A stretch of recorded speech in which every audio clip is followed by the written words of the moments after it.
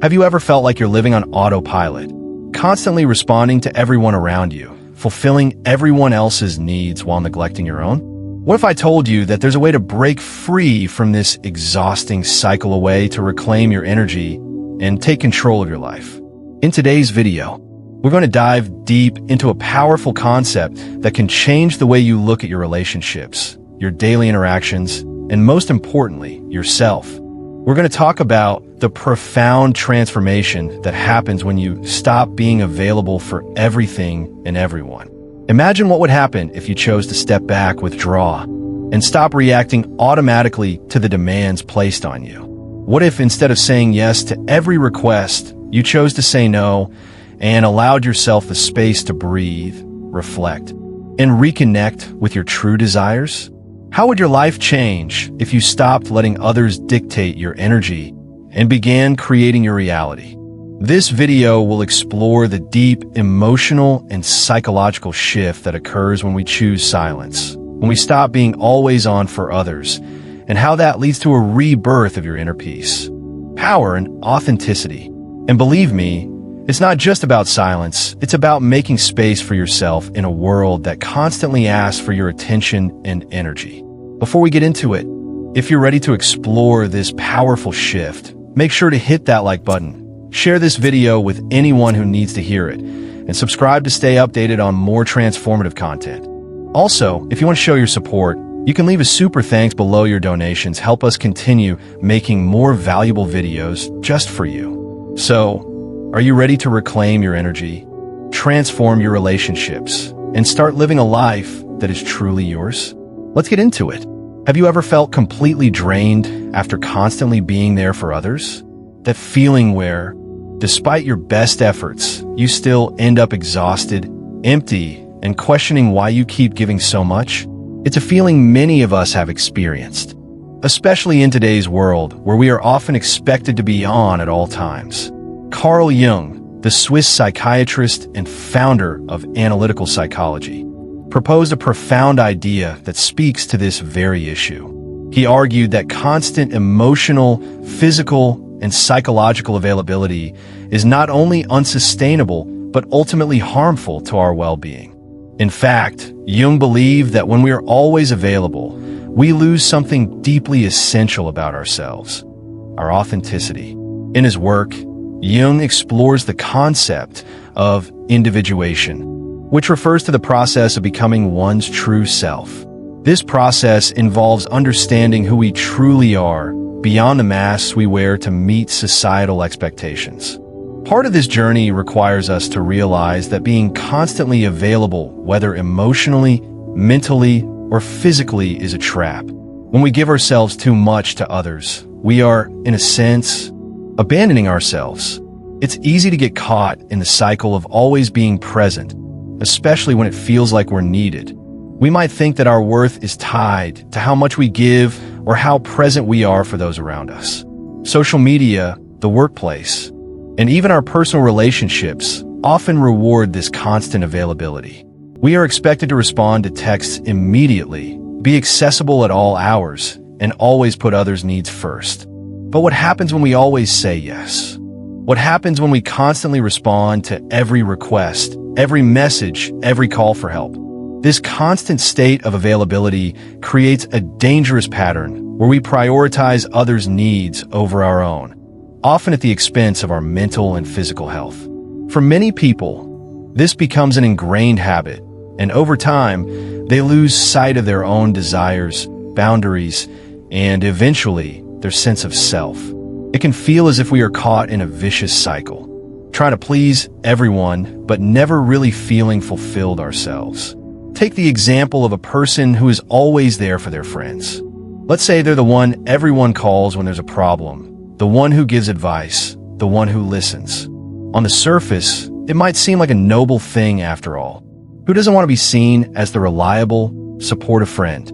However, the constant emotional labor of always being available starts to take its toll. Over time, the person becomes exhausted, emotionally depleted, and possibly resentful. They may start to feel like they're giving more than they're getting in return, or worse, that they're being used. The irony is that the more they give, the less they have for themselves. The problem lies in the expectation that one should always be available for others, and this expectation can create a cycle of burnout. It can leave individuals feeling as though they have no space to recharge or reflect. They become like emotional vending machines, constantly dispensing support without ever taking a moment for themselves. The idea that we must always be accessible in every way, whether through our time, attention, or emotional energy, undermines the very essence of who we are. Jung's perspective on this issue is strikingly relevant today. He argued that being constantly available doesn't just drain us, it also prevents us from achieving psychological growth.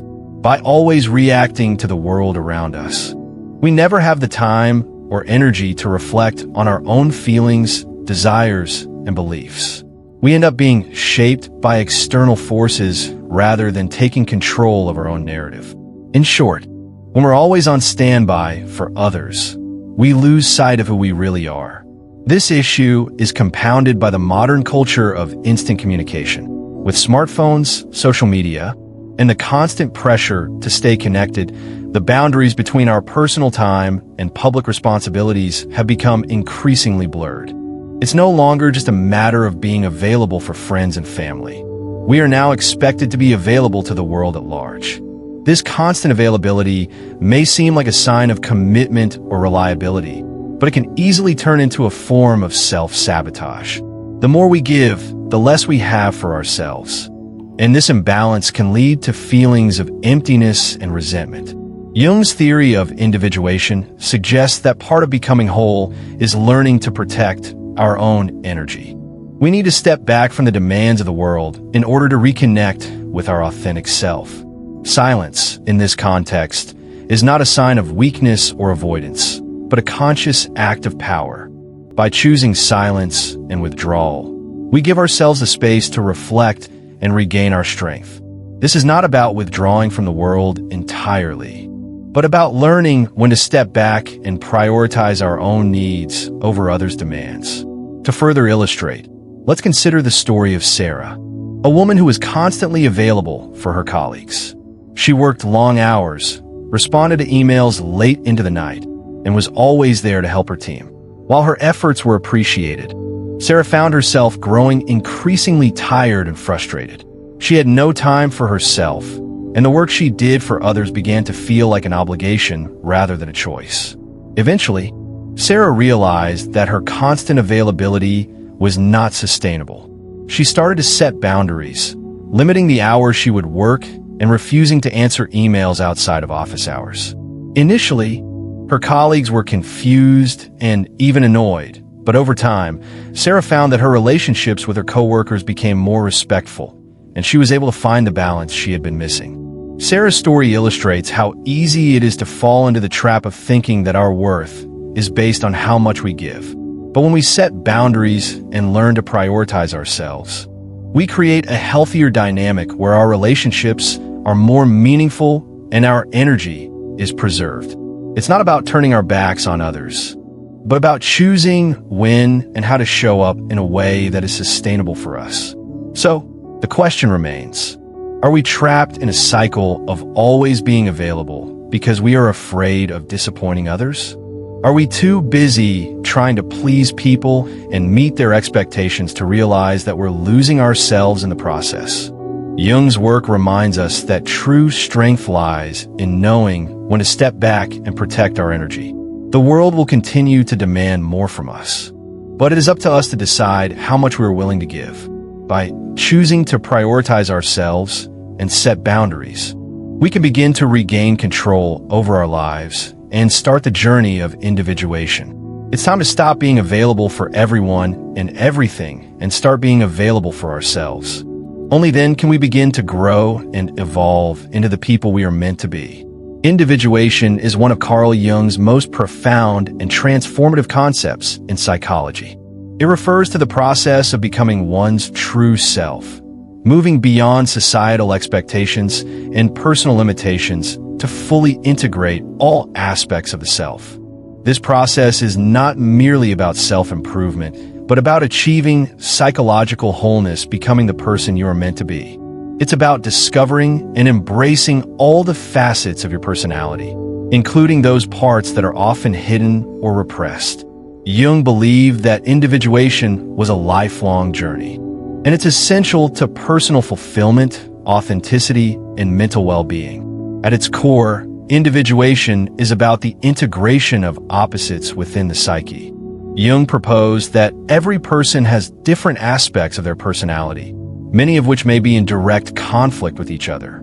These internal contradictions, like the tension between the conscious and unconscious, or between the public persona we present and the more private, repressed parts of ourselves, must be reconciled for individuation to occur.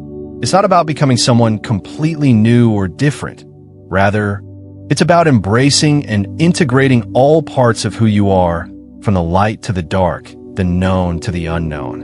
One of the key aspects of individuation is the realization that we are not defined by external expectations or societal roles. This is often the first step in the process. Recognizing that we have been living according to a script written by others.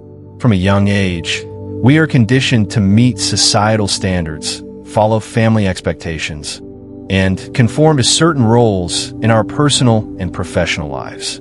We become what others want us to be, and in doing so, we may lose sight of who we truly are. Individuation challenges this notion by encouraging us to look inward and reconnect with our authentic self beyond the roles we have adopted. The journey of individuation begins when we stop reacting automatically to the world around us. It starts when we stop simply fulfilling expectations, when we step out of the flow of automatic responses and begin to listen to our inner voice. When we stop reacting impulsively to external stimuli, whether it's the demands of our job, the expectations of our family, or the pressures of society, we create space for self-reflection. This self-awareness is the first step in becoming who we truly are. For example, think about someone who has spent their life trying to meet the expectations of others. Perhaps they've always been the good student, the responsible employee, or the perfect parent, always doing what is expected without considering whether it aligns with their true desires or values. Over time, this pattern of living can become exhausting, leaving them feeling disconnected from themselves. They may wake up one day and realize that they've been living according to someone else's script, not their own. This is when individuation begins, when we recognize that we've been operating on autopilot, living according to a set of external rules rather than following our authentic inner guidance. As we begin to stop reacting automatically, we also start to question the choices we've made. We begin to ask ourselves, what do I truly want? What makes me feel alive? What do I value? These questions are essential to individuation, as they help us strip away the layers of expectations and discover who we really are at our core. In many cases, the answers to these questions may not be immediately clear. In fact, the process of individuation often involves confronting parts of ourselves that we may have repressed or ignored for years. These can be uncomfortable, difficult parts of our personality that we've been avoiding, such as our fears, desires, or darker impulses. But embracing and integrating these parts is essential for growth. An important part of individuation is the integration of the unconscious. Jung believed that we all have aspects of our psyche that are hidden from our conscious awareness, and that these unconscious aspects can hold the key to personal transformation. The unconscious includes both personal unconscious material memories, feelings, and experiences we have forgotten or repressed, and the collective unconscious, a shared reservoir of archetypes and symbols that all humans carry within them. When we begin to pay attention to our dreams, our inner impulses, and the unconscious forces that drive our behavior, we can start to make sense of these hidden parts of ourselves. By acknowledging and integrating these unconscious aspects, we move closer to wholeness. Take the example of a person who has always felt a deep inner conflict between their desire for personal freedom and their sense of responsibility to others. This person may have spent much of their life suppressing their need for independence in favor of fulfilling the expectations placed on them by their family, their employer, or society. However, over time, this internal conflict causes anxiety and frustration. Eventually, they may reach a breaking point where they can no longer ignore their inner desire for autonomy. Through the process of individuation, they begin to acknowledge and accept this desire for freedom, even though it contradicts their previous role as the responsible caretaker or employee. By integrating this part of themselves, they become more authentic and true to their nature. Individuation also requires us to confront the shadow, which is one of Jung's most famous concepts. The shadow consists of the parts of ourselves that we reject, deny, or suppress. These are the aspects of our personality that we find undesirable or shameful, our flaws, weaknesses, or darker impulses. Often, we project our shadow onto others, criticizing them for the very traits that we refuse to acknowledge in ourselves. However, to achieve individuation, we must face our shadow and integrate it into our conscious awareness. This doesn't mean that we become consumed by these darker aspects, but rather that we accept them as part of who we are. Only by doing so can we achieve true psychological wholeness. The process of individuation is often challenging because it involves facing uncomfortable truths about ourselves. We may have to let go of old patterns, relationships, or beliefs that no longer serve us. It requires us to be courageous enough to shed the personas and masks we've been wearing and embrace our authentic self. This process is not about rejecting the external world or isolating ourselves. Rather, it's about becoming more aware of who we are in relation to the world around us. As we become more authentic, we can engage with others from a place of integrity and self-knowledge, rather than trying to fulfill roles or meet expectations. Jung also believed that individuation involves the reconciliation of opposites. We all have conflicting desires and traits within us, and the process of individuation requires us to reconcile these contradictions. For example, we may have a part of ourselves that craves solitude and independence, but another part that longs for connection and companionship. These opposites are not inherently bad. They're simply different aspects of who we are. Individuation requires us to accept and integrate both sides, allowing them to coexist within us. This reconciliation of opposites is what makes us whole. And it's through this process that we can achieve a sense of inner peace and balance. Throughout this journey, we may also encounter what Jung called the self, which is the central archetype of the psyche.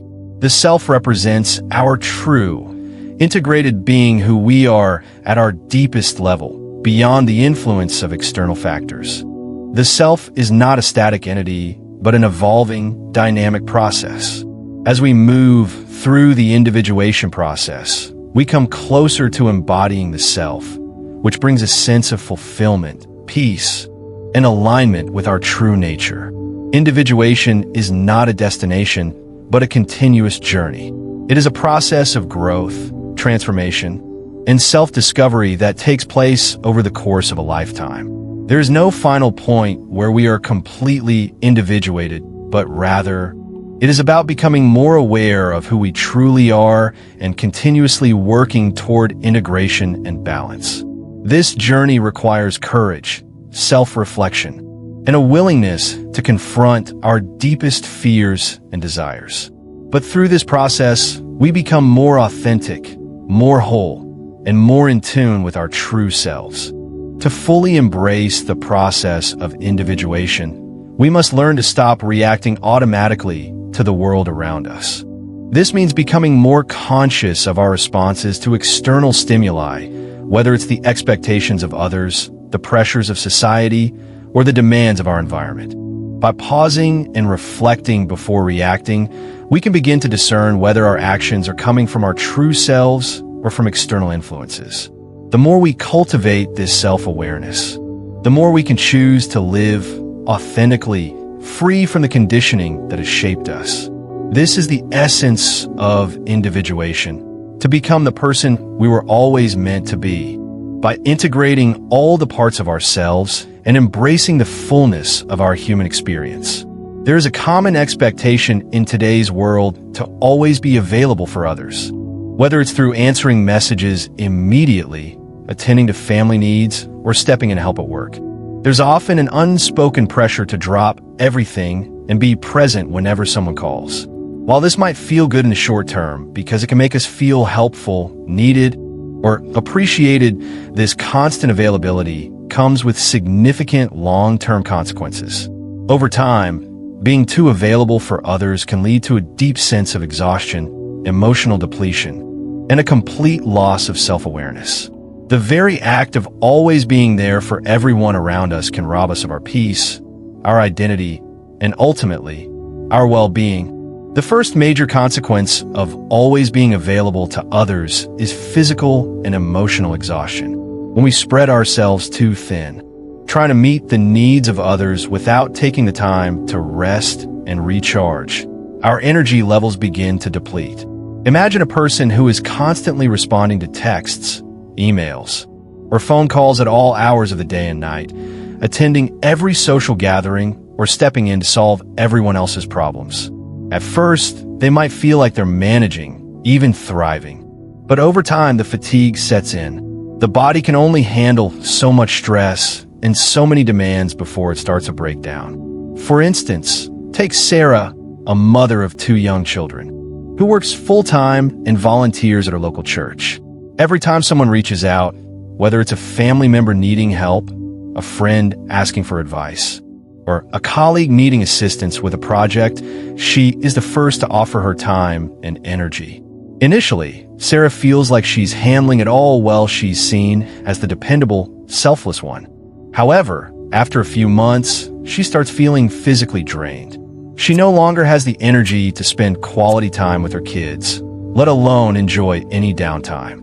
Her health begins to suffer as she constantly pushes herself to meet the demands of others. This is a classic example of how constantly being available for others can lead to exhaustion. In addition to physical fatigue, this perpetual availability can also lead to emotional depletion. When we are always there for others, especially when we are emotionally invested in their problems, we begin to give away more than we can afford. Imagine someone who is constantly helping a friend through personal crises, listening to their struggles, offering advice, and providing comfort. While it feels good to be there for a friend in need, over time, this emotional labor can wear on us. The more we pour ourselves into others, the less we have for ourselves. This results in a feeling of emotional emptiness, where we are so drained from giving that we feel like we have nothing left to offer. Take Tom, which is essential for personal well-being. Furthermore, the constant need to be available for others can lead to a loss of self-awareness. When we're always focused on responding to others' needs and demands, we stop listening to ourselves. We lose touch with our own desires, needs, and boundaries. This is especially dangerous because it can create a disconnect between who we truly are and how we present ourselves to the world. Over time, this disconnect can cause confusion and dissatisfaction, as we begin to wonder who we really are beyond the roles we play for others. When we are constantly responding to the needs of others, we may forget what makes us happy, what we value, and what we need to feel fulfilled. Consider the example of Jane, a high school teacher who is always available for her students. She spends hours after class helping them with assignments, offering guidance, and listening to their personal struggles. She prides herself on being the teacher who is always there. But after several years of doing this, Jane starts to feel a sense of emptiness. She has forgotten what she loves about teaching, and she no longer has time for her own passions or hobbies. Her identity has become completely wrapped up in her role as the teacher who is always available. She begins to feel disconnected from her own desires and needs. And this loss of self-awareness makes her question whether she's really doing what she truly wants in life. This loss of self-awareness is a direct result of trying to please everyone. The more we try to fulfill the expectations of others, the more we lose sight of our own desires. We begin to believe that our worth is tied to our ability to serve and support others, rather than to our inherent qualities as individuals. This mindset leads to an unhealthy cycle of self-sacrifice, where we constantly put others' needs first and our own needs last. Over time, this erodes our sense of self and makes it difficult to find peace within ourselves. The desire to please others is often driven by a deep-seated fear of rejection or disapproval. From a young age, many of us are taught that being available for others is a sign of goodness, and that saying no is selfish. We are conditioned to believe that our value is measured by how much we give, how much we serve, and how much we please others. But this belief is flawed, and it is precisely what keeps us trapped in the cycle of overcommitment and self-sacrifice. The problem with this mindset is that it leads to emotional burnout. We think that by saying yes to everyone, we'll earn their love and approval. But in reality, the more available we are, the less people value us. This is because when we're always there, we become predictable and dependable, but not special. People begin to take us for granted. They no longer see us as unique individuals, but as resources to be used when they're in need. The more available we are, the less we become valued for who we truly are. The cycle of people-pleasing is particularly harmful because it fosters a sense of dissatisfaction. We give and give, yet we never feel truly appreciated. It's not that others don't care, but rather that they have come to expect our constant availability. As a result, they may not recognize the emotional toll it takes on us. Similarly, we may not fully recognize how much we're giving because we've been conditioned to believe that this is what is expected of us. The more we give without setting boundaries, the more we deplete ourselves, and eventually, we reach a point where we feel resentful, tired, and disconnected from our own needs. The problem of always being available is compounded by the fact that, as we continue to please others, we may become less able to meet our own needs. We become so focused on fulfilling the needs of others that we forget to take care of ourselves. In doing so, we neglect the very things that help us maintain our well-being, things like rest, personal time, and emotional self-care. We may begin to feel resentful because we're giving more than we are receiving, but at the same time, we continue to say yes because we fear the consequences of saying no. This creates a paradox, where we feel trapped by our own choices. It's important to realize that we don't need to please everyone in order to feel good about ourselves. Our value is not determined by how available we are, but by who we are as individuals. When we constantly try to please others, we sacrifice our own peace, and this ultimately leads to feelings of burnout, frustration, and emptiness. To avoid these negative consequences, we must learn to set boundaries and prioritize our own needs. Saying no is not an act of selfishness. It is an act of self-care and self-respect. In order to regain our peace and sense of self, we must learn to embrace the power of absence. This doesn't mean cutting people off or refusing to help when it's truly needed. It means recognizing that we are not obligated to be available at every moment, for every person, and for every request. When we take a step back and choose when to be present, we not only preserve our energy, but also create space for meaningful connections that are built on mutual respect rather than obligation. Ultimately, the danger of being too available is that it robs us of our ability to be fully present with ourselves. When we give all of our time and energy to others, we lose touch with who we are and what we need. By setting boundaries, learning to say no, and taking time to recharge, we can protect our peace and rebuild our sense of self. The key to a balanced life lies not in constantly pleasing others, but in knowing when to be available and when to protect our own well-being. There comes a moment in everyone's life when we start to feel the weight of constantly reacting to the world around us. It's as if we are on autopilot, constantly responding to the needs of others, to the expectations placed upon us, and to the endless demands that come our way. But what happens when we choose to stop? What happens when we decide to pause, to withdraw, and to reflect before responding? This act of withdrawal, of choosing silence is not an avoidance of life or responsibility. It's a conscious decision to take control over our own emotions and actions. It is a powerful moment of awakening, where we step back from the noise of the world and reclaim our sense of self. I remember a time in my life when I was constantly available to everyone around me, whether it was friends, family, or colleagues. I had been conditioned to think that my worth was tied to how much I gave, how much I showed up for others, and how quickly I responded to every call for help. But over time, this constant state of availability began to take its toll. I became exhausted physically, emotionally, and mentally.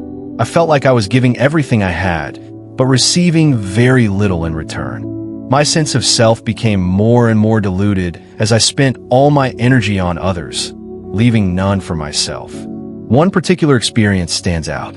A close friend of mine was going through a tough time, and she relied on me heavily for emotional support. At first, I didn't mind. I was happy to be there for her, to listen to her struggles, and to offer advice. But soon it became a pattern. She would call me at all hours, pouring her heart out, asking for help with every little problem. I felt obligated to be there for her, to be the person who always had the answers. But as the weeks went by, I started to feel drained. I found myself losing patience, becoming irritable, and resenting the constant emotional labor I was giving. I was so busy reacting to her needs that I didn't have time to process my own emotions, let alone think about what I needed. Then, one evening, something shifted. I realized that I had been operating on autopilot for so long that I hadn't even stopped to consider whether I truly wanted to continue in this way. I needed to step back and reassess not just my relationship with my friend, but with myself. I decided to stop reacting immediately to every phone call, every text, every request for help. I chose to step back and create space for myself.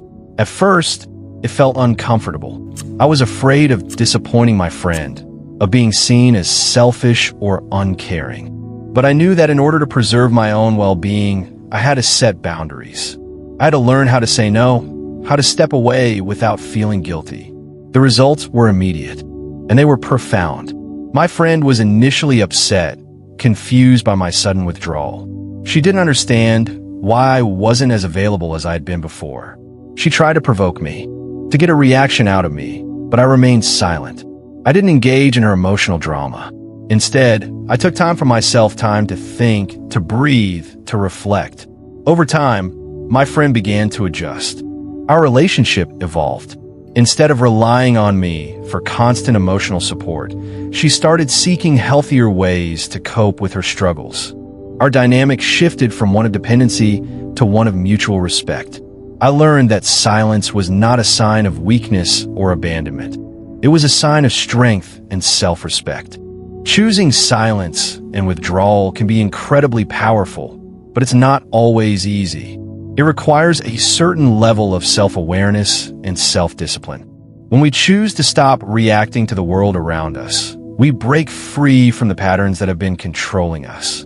We stop living on autopilot, constantly trying to please others, and instead, we start living consciously. We begin to recognize when our energy is being drained, and we learn to protect it. We learn to set boundaries, not just for others, but for ourselves.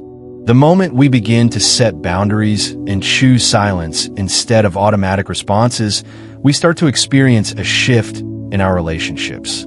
People who are used to our constant availability may be taken aback at first.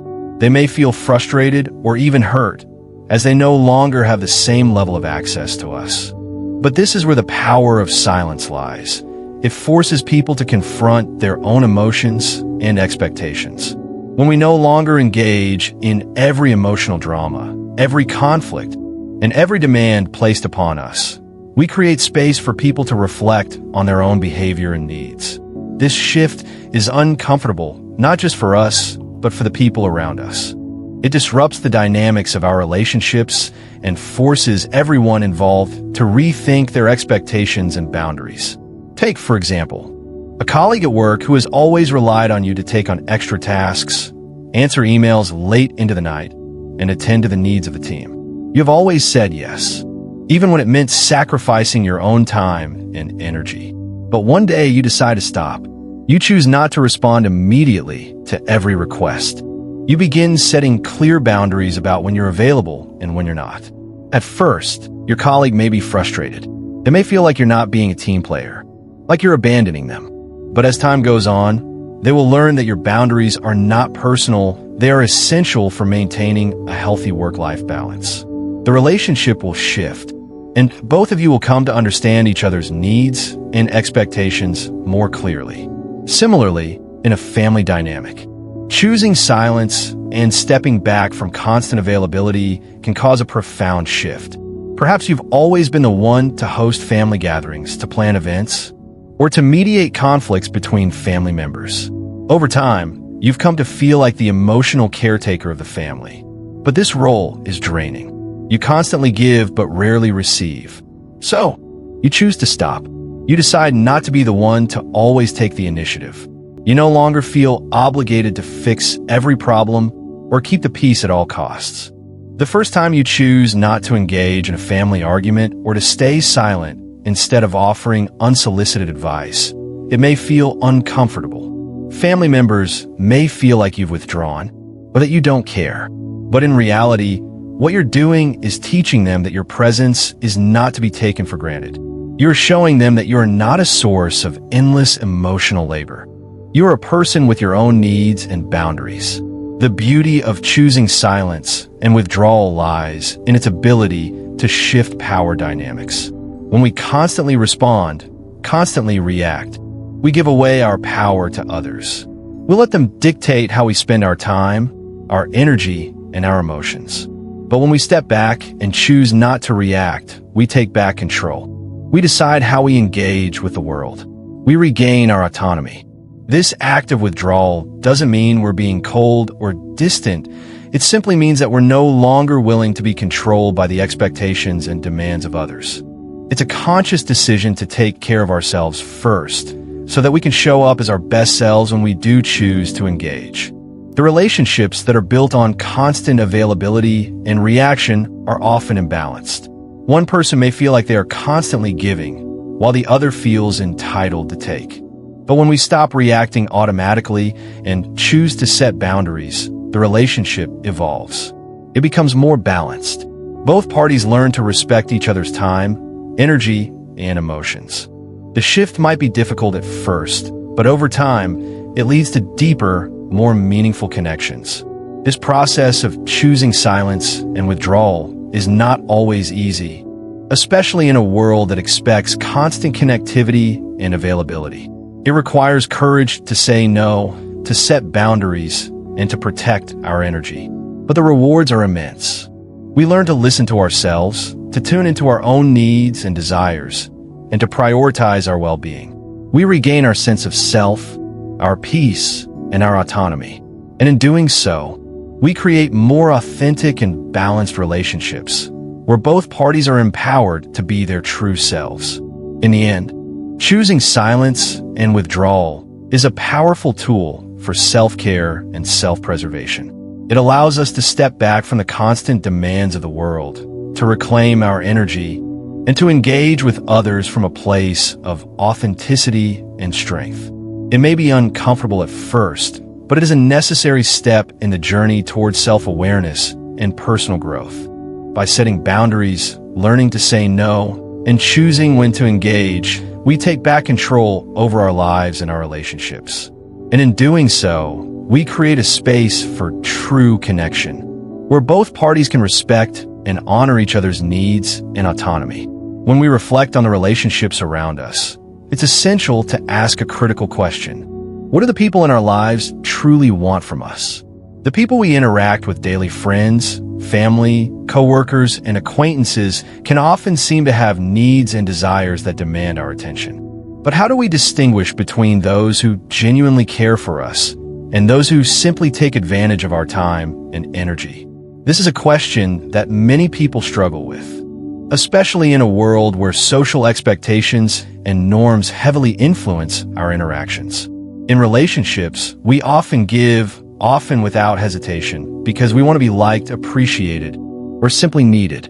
But in doing so, we may not always realize that some people are only there when it suits them, using our willingness to be available as a tool for their benefit.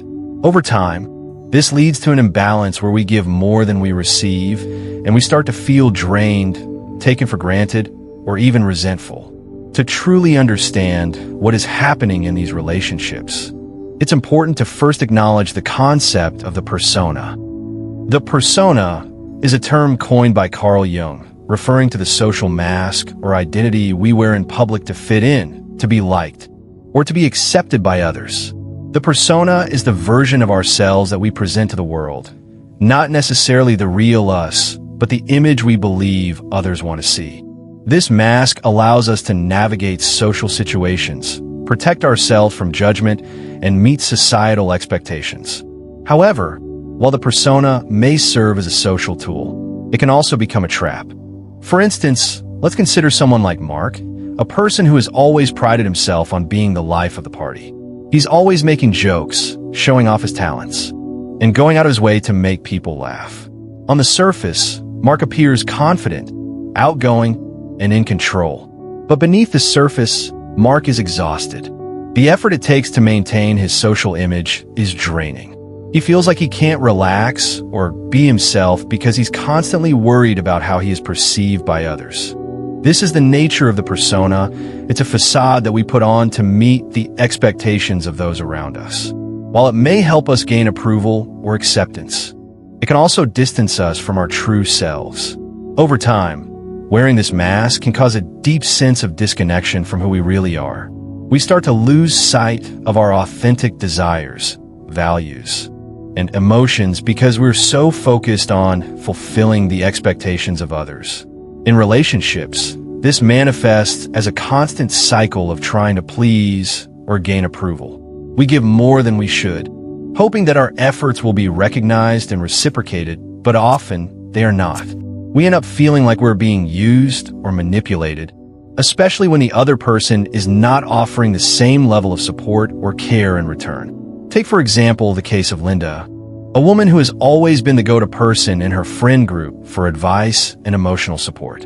She has a reputation for being the compassionate one, the one who listens without judgment and always knows how to make others feel better. However, over time, Linda starts to realize that while her friends always turn to her for support, they rarely ask how she is doing. They lean on her when they need help, but they don't offer the same in return. Linda begins to feel drained and unappreciated. She realizes that she's been wearing a mask, the persona of the caring, supportive friend, while neglecting her own needs and emotions. She has been giving and giving, but she has not been receiving the emotional nourishment that she needs to feel balanced and fulfilled. Eventually, Linda reaches a breaking point where she can no longer maintain the facade of being the perfect friend. She starts to question the relationships she's been pouring so much into, wondering if they were ever truly reciprocal. This situation is all too common. In many relationships, we wear a mask to please others, often at the expense of our own well-being.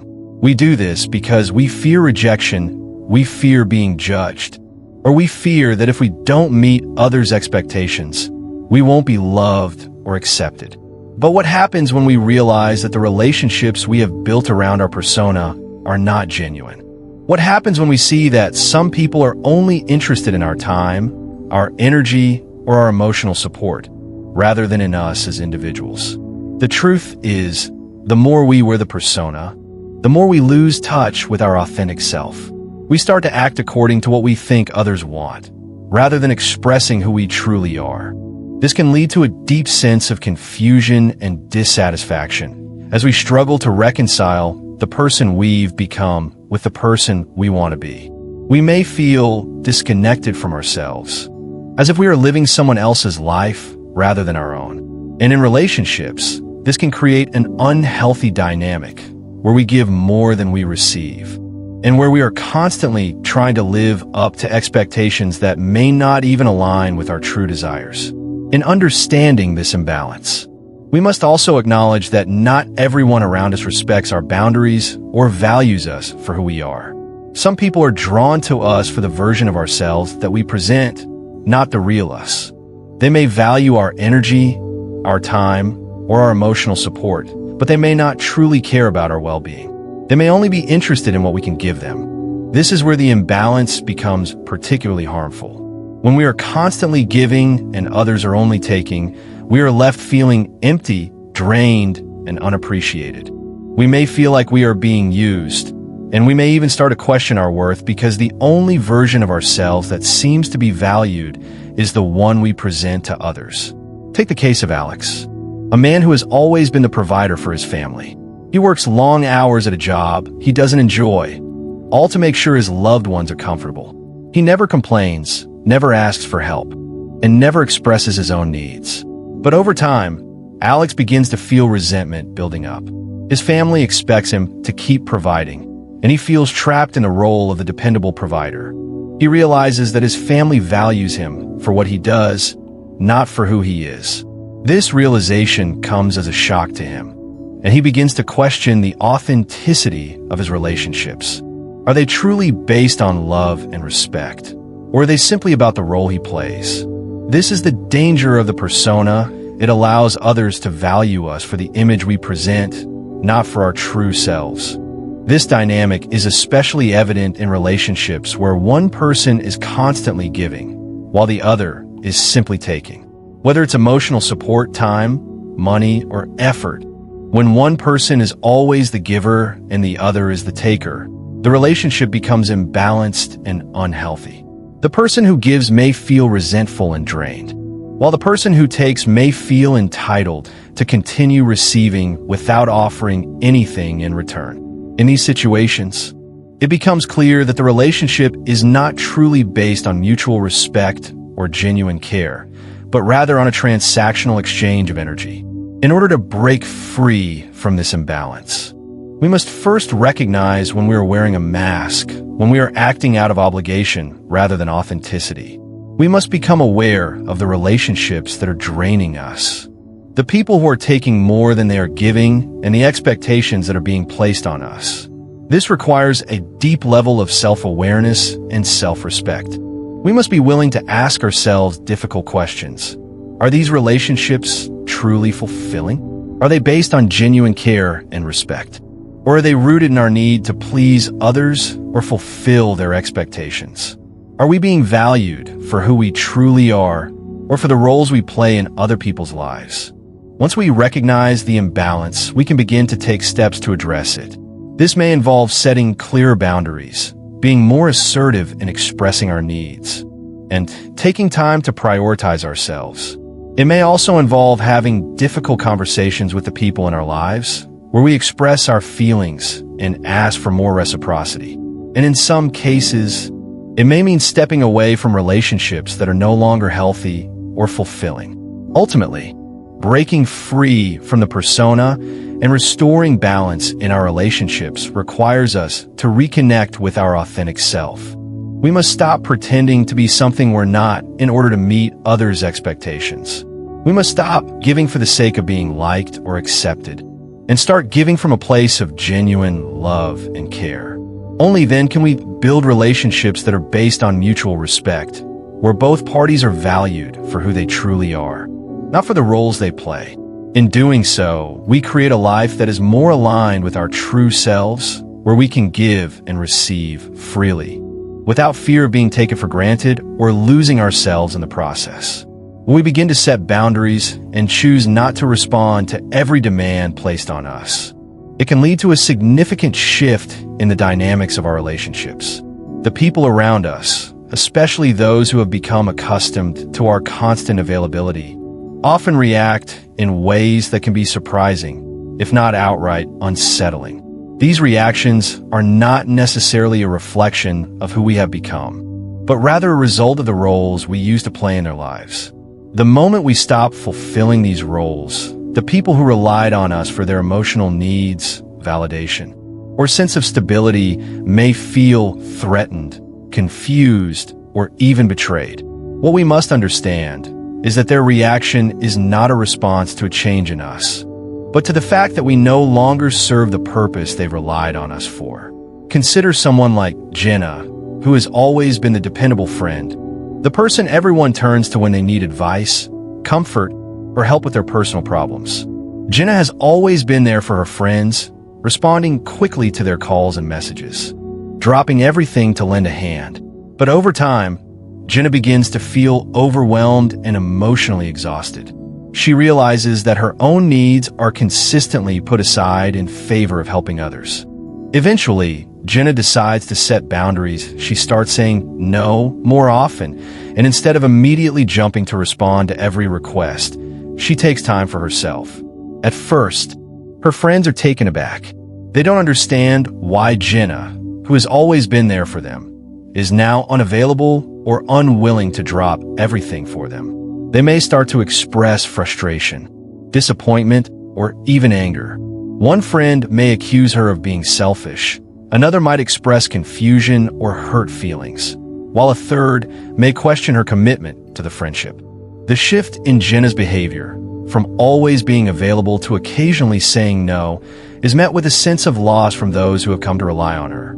The key here is that these reactions are not about Jenna changing as a person, but about the role she once played in her friends' lives no longer being fulfilled. For so long, Jenna's friends have depended on her emotional labor, her ability to always be there to listen, to comfort, to solve problems. Now that she's taking a step back, they feel exposed, as though something important has been taken away from them. The anger or disappointment they express is rooted in their fear that the emotional safety net they had in Jenna is no longer available to them. This scenario is not unique to friendships. Think of a colleague, Mark, who has always been the go-to person at work. Whenever there's a crisis or a tight deadline, Mark is the one who steps up, staying late, taking on extra work, and ensuring everything gets done. Mark is the reliable one, the person everyone can count on to solve problems. But over time, Mark begins to feel burned out. He realizes that he's been sacrificing his own well-being for the sake of the team, constantly responding to their needs and putting his own aside. Eventually, Mark decides he needs to set boundaries. He starts declining extra work, refusing to stay late, and saying no when asked to take on new responsibilities. At first, his coworkers don't understand. They feel frustrated, confused, and even angry. They might say things like, "You used to be so dependable, what's changed?" Some might even accuse him of being lazy or not a team player. The reaction is not because Mark has become a different person, but because he is no longer playing the role of the dependable, self-sacrificing coworker. He has stopped being available at all times, and that disrupts the flow of their expectations. The anger they feel is not directed at Mark personally. It is a reaction to the realization that the person they relied on to fulfill a specific role in their work environment is no longer willing to do so. These reactions from others are not always easy to deal with. When we stop responding to every demand placed upon us, it can feel like we're disappointing those around us, especially when they've come to expect our constant presence and support. The anger, frustration, and even guilt that we might feel in response to these reactions can be overwhelming. However, it's important to understand that these responses are not about us changing, they are about the roles we have stopped playing. The people around us are not angry because we are being selfish or unkind. They are angry because they're losing the version of us that they've come to depend on. And often, they don't realize that by relying on us so heavily, they've been taking advantage of our willingness to give without considering the toll it has taken on us. It's essential to recognize that these reactions are not a reflection of who we truly are or a judgment of our worth. They are simply a manifestation of the way others have come to see us, based on the roles we've played. The key is not to internalize these reactions or feel guilty for setting boundaries. Instead, we need to acknowledge that by choosing to take care of ourselves, we are making a necessary and healthy decision. We are no longer willing to be defined by the roles others have imposed on us. When we stop playing these roles, we make room for more authentic, balanced relationships where both parties respect each other's needs, boundaries, and autonomy. Take the example of a family dynamic where a particular member, let's say Olivia, has always been the emotional caretaker. She has always been the one who listens to everyone's problems, offers advice, and keeps the peace in the family. Olivia's family members have come to expect her to handle their emotional needs and provide support whenever it's needed. But Olivia, over time, grows weary of this role. She feels that her own emotional needs are being neglected, and she is exhausted from constantly serving as the family's emotional support system. So, she decides to set boundaries. She stops being the first one to call when a family member is upset, and she starts saying no when someone asks her to intervene in a family dispute. Olivia's decision is met with resistance from her family. They may react with anger or frustration, accusing her of being distant or uncaring. Some might even criticize her for not being there for them the way she used to. But Olivia realizes that their reactions are not about her being a bad family member. They're about her no longer fulfilling the role they have come to expect from her. They are upset because they have grown accustomed to her presence in this particular role, and when she steps back, it disrupts the equilibrium they've relied on. The truth is that Olivia's decision to step back is a healthy and necessary one, but it challenges the established dynamics of the family. This is where the importance of setting boundaries becomes clear. When we choose to stop responding to every request, every emotional demand, or every expectation placed upon us, we force others to confront the fact that their dependence on us has created an imbalance in the relationship. They may react with anger or disappointment because they have grown comfortable with the way things were. But these reactions are not a reflection of our personal failings. They are a reaction to the shift in power dynamics. We have chosen to take back control over our lives, and that can be unsettling for those who have relied on us to fulfill certain roles, where both parties are free to express their needs and boundaries. However, when we constantly give without regard for our own needs, we create an imbalance. The people around us may come to rely on us for their emotional stability, their sense of security, or their sense of self-worth. When we stop responding to these demands, they may feel threatened or rejected because their sense of balance has been disrupted. The key to navigating these reactions is to remain firm in our boundaries while also being compassionate toward the other person's feelings. It's important to understand that their anger or disappointment is a natural response to the loss of the role we once played in their lives.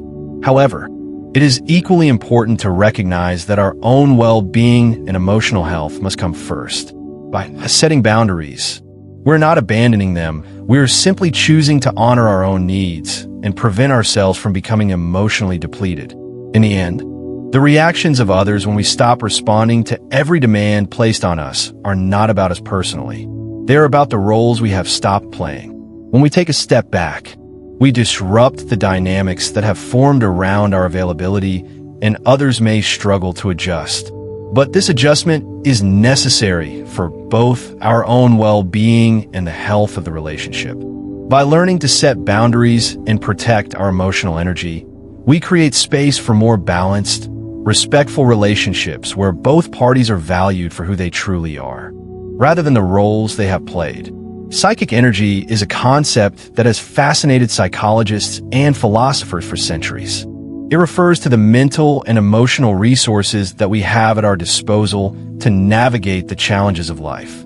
Just like physical energy, psychic energy can be depleted, and when it is, we feel drained, overwhelmed, and often disconnected from ourselves and others. Learning how to protect and manage this valuable resource is crucial to maintaining mental health, emotional well-being, and a sense of control over our lives. At its core, psychic energy refers to the mental and emotional strength we use to deal with the demands of our environment, relationships, and inner thoughts. Every decision we make, every interaction we have, and every emotional response we engage in requires some level of psychic energy. When we are constantly giving, whether emotionally, physically, or mentally, we are expending this energy.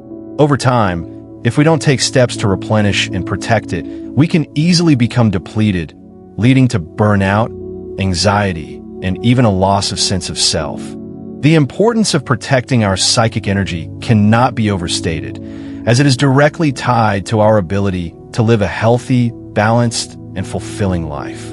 One of the most important aspects of managing psychic energy is recognizing the need to set boundaries. Without boundaries, we are vulnerable to being drained by the demands of others and the expectations placed upon us.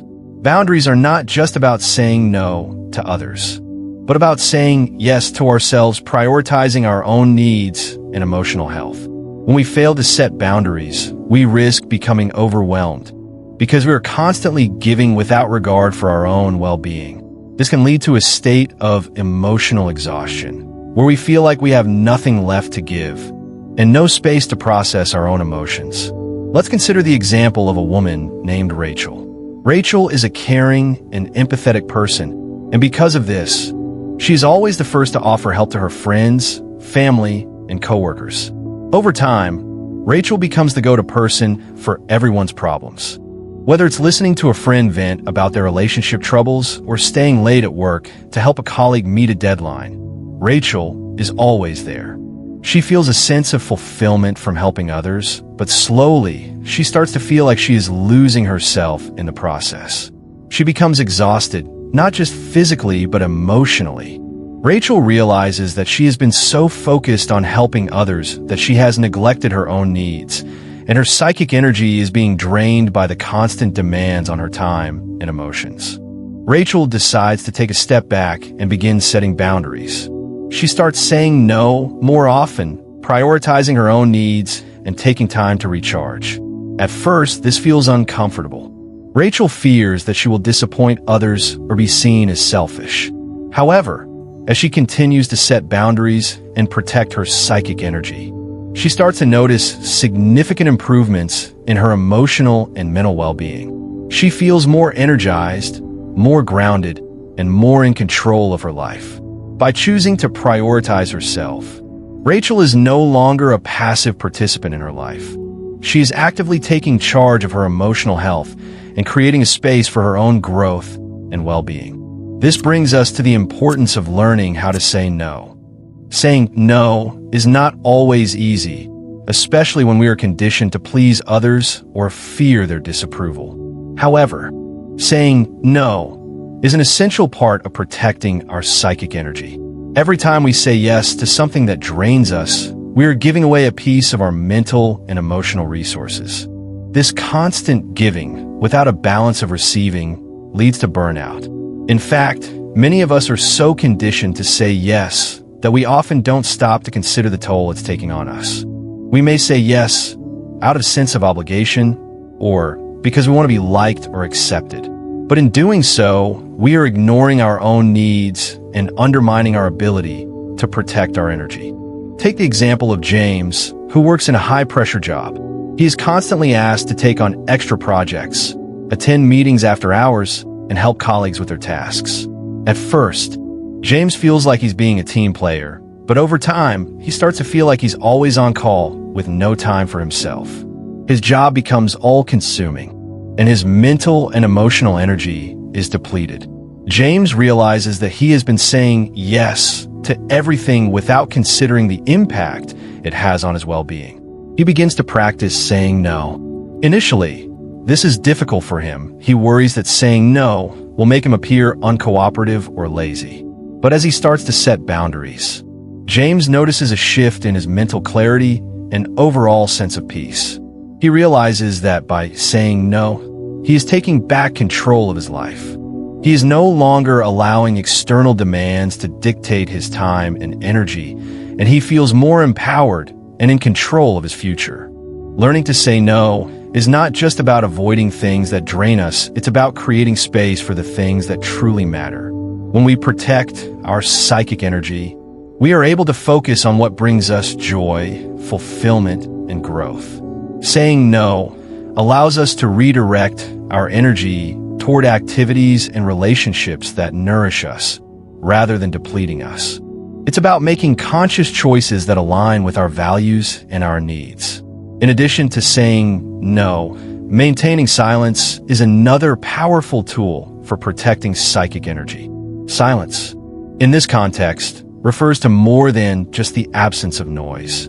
It is a conscious decision to disengage from external stimuli and to create space for inner reflection. In today's world, where we are constantly bombarded by information, social media, and external demands, silence is a rare and valuable commodity. It's easy to get caught up in the noise of the world, to react to every piece of information, every request, and every emotional demand. But in doing so, we risk losing touch with ourselves. Silence gives us the opportunity to reconnect with our inner thoughts, to reflect on our emotions, and to regain our sense of clarity and control. Consider the example of Laura, a successful entrepreneur who is constantly on the go.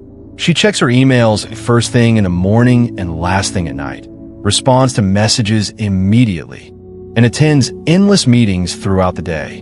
Her life is a whirlwind of activity, and she rarely takes time to stop and reflect. One day, Laura decides to take a break. She turns off her phone, closes her laptop, and spends a day in silence.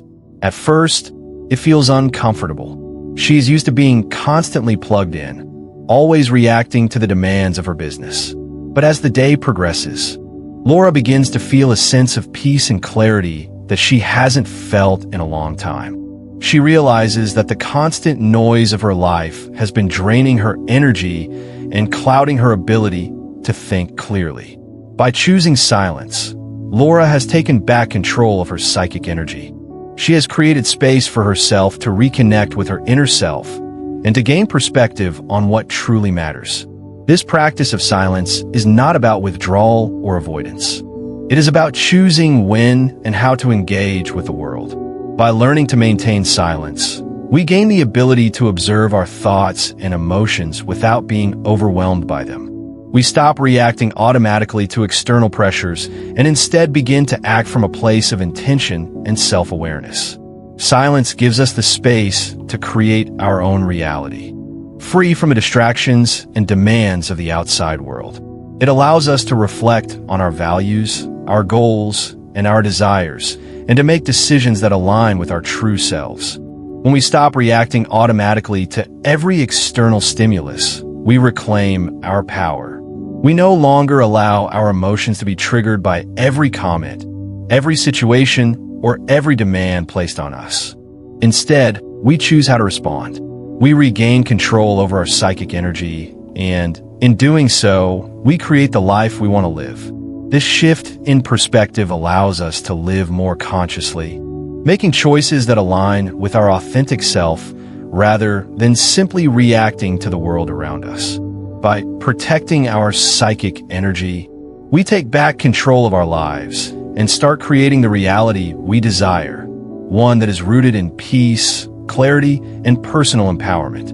Ultimately, the process of protecting and managing our psychic energy is about more than just avoiding burnout. It is about reclaiming our autonomy and creating a life that is aligned with our deepest values and desires. By setting boundaries, saying no, and embracing silence, we create the space needed to recharge, to reflect, and to reconnect with our true selves. In doing so, we not only protect our mental and emotional well-being, but we also empower ourselves to live a life of intention, purpose, and fulfillment. When we choose to withdraw, to stop responding immediately to every request or emotional demand placed upon us, we initiate a powerful process of transformation. It's often described as a kind of rebirth, a shedding of the layers that have accumulated over time, the false identities, the roles, and the expectations that others have placed upon us.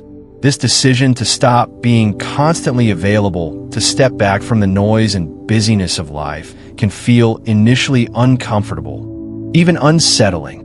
The people around us might react with anger or frustration, and we might experience feelings of isolation, loneliness, or guilt. But beneath the surface of these temporary discomforts lies a profound sense of freedom and self-empowerment. The journey of reclaiming our energy and redefining our boundaries is not an easy one. It requires us to face the truth about ourselves, the reasons we have been so available, the roles we have played, and the ways we have allowed ourselves to be shaped by external expectations. But in this process of withdrawal, we begin to reconnect with who we truly are. We stop living for others and start living for ourselves. We begin to realize that our worth is not determined by how much we give or how much we're needed by others, but by the intrinsic value we carry within. In the beginning, the shift can feel like a kind of loss.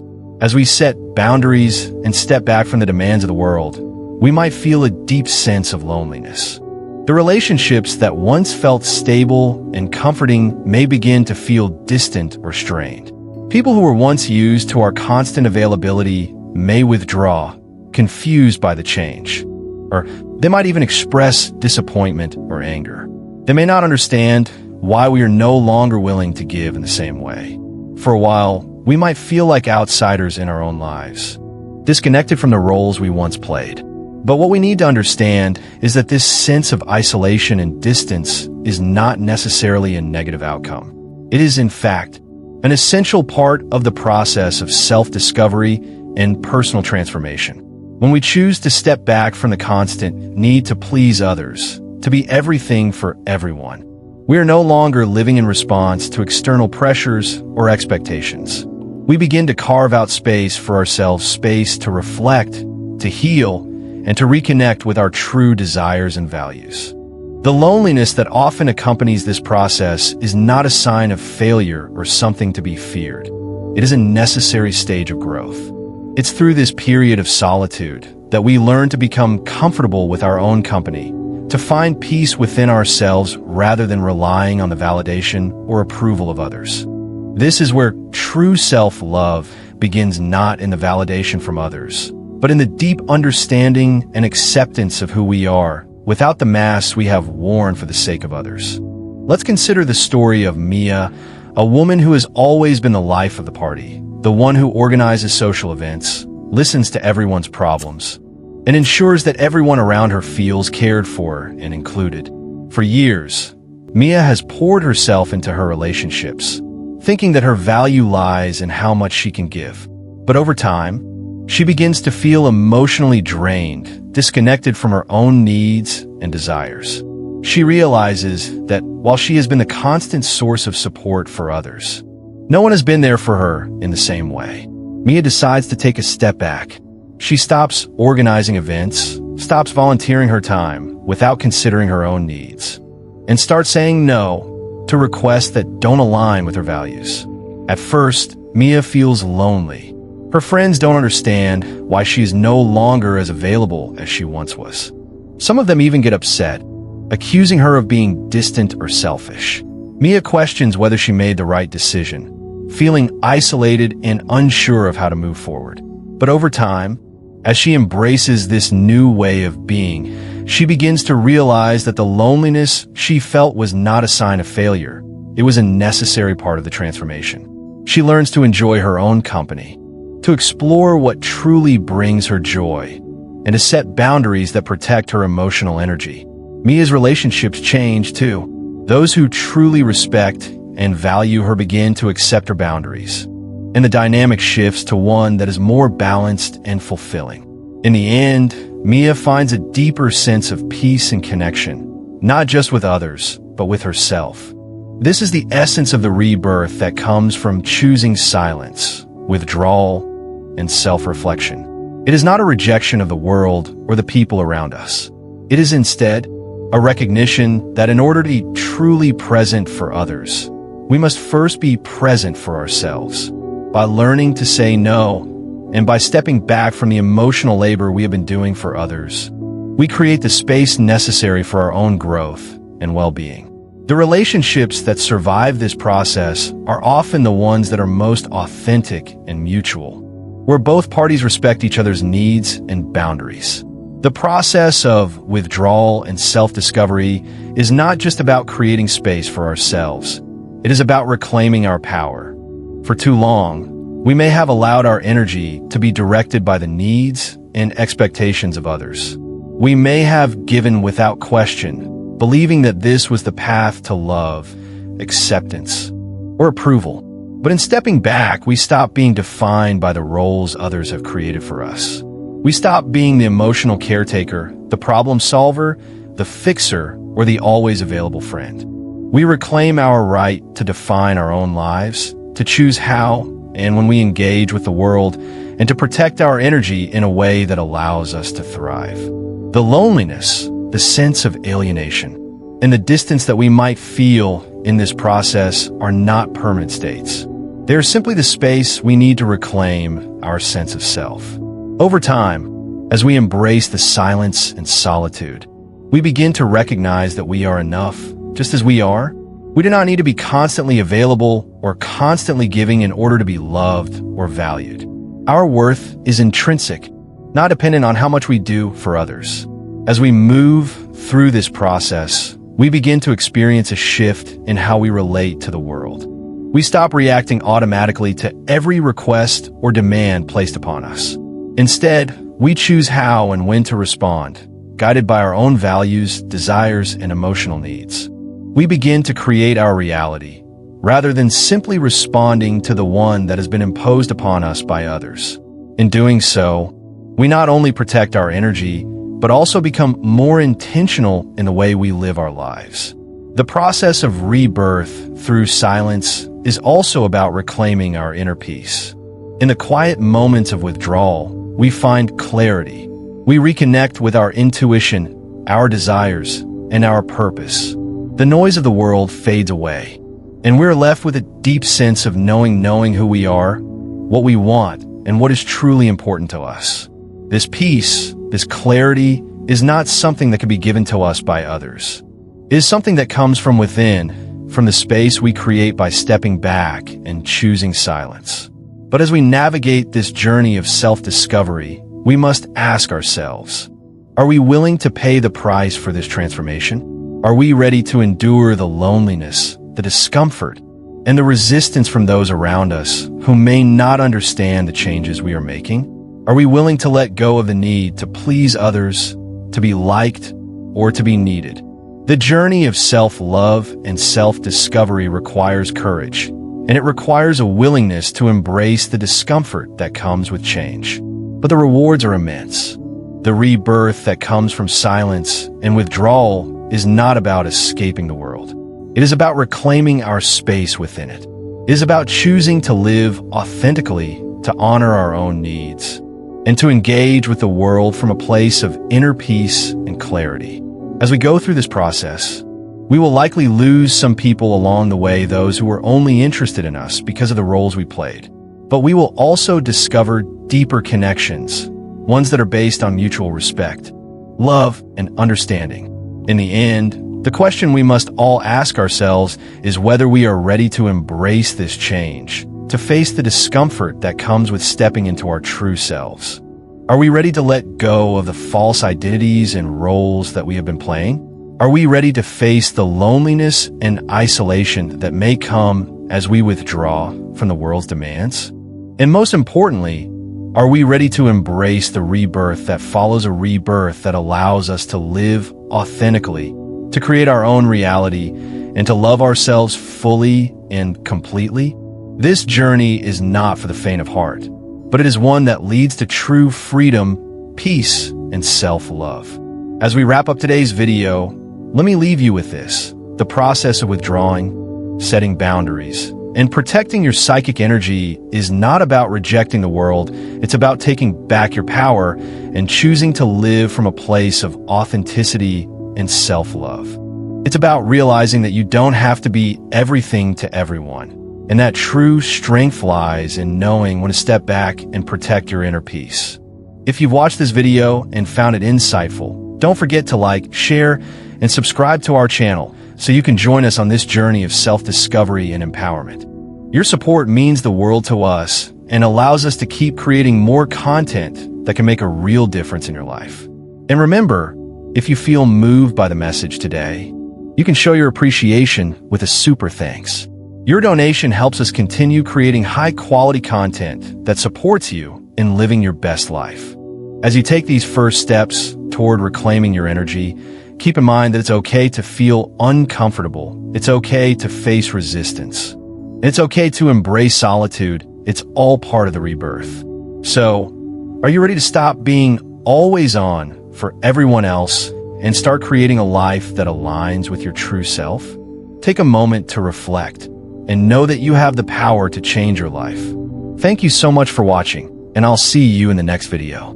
Remember, your energy is yours to protect. Make it count.